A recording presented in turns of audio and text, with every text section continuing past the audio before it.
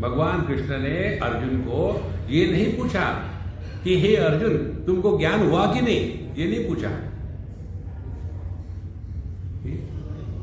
भगवान कृष्ण ने अर्जुन को पूछा कच्चित एतत् श्रुतं पार्थ त्वया एकाग्रेण चेतसा कच्चित अज्ञान सम्मोहः प्रनष्टस्ते धनंजय।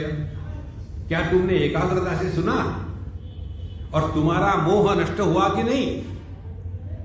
तो समस्या कहां है? मोह।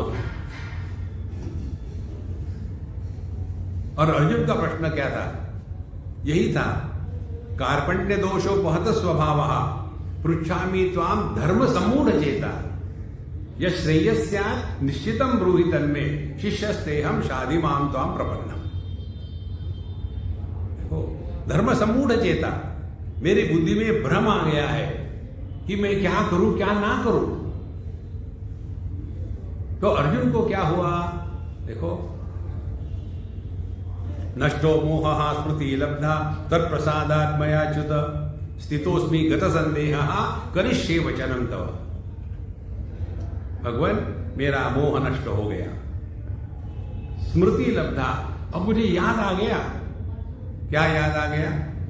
अपने हैप्पी मंत्र का मुख्य भाग, wherever I am, whenever I am, whatever I am, I shall be 100%।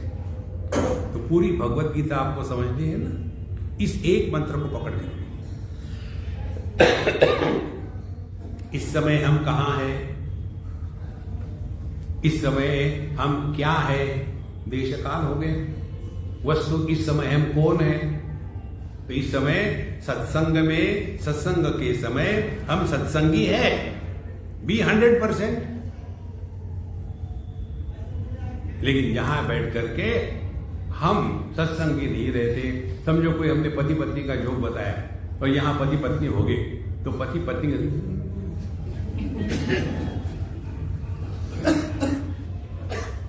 देखो महाराज,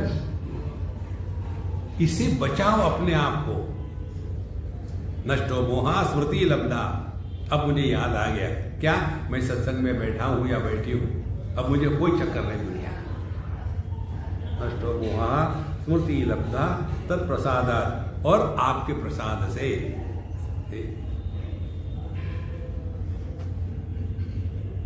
फिर स्थितोस्मि गत संदेह, अब कोई संदेह नहीं है मेरे मन में। ना तो मैं किसी का पोता हूं, ना किसी का शिष्य हूं, ना किसी का भाई हूं। इस समय मैं योद्धा हूं।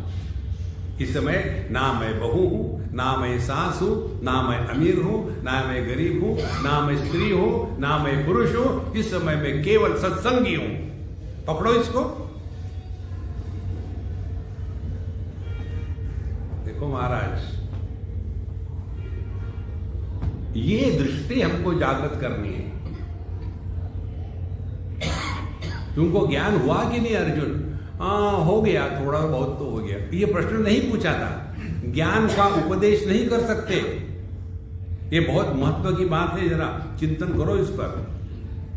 जब उपनिषद कहती है न तत्र चक्षुर्गच्छति न वाक् गच्छति न मनः न विद्मः न विजानीमः यथा एतद् अनुशिष्यात्, इस ज्ञान को कैसे बताया जाए हमको मालूम नहीं है। ज्ञान का उपदेश हो ही नहीं सकता।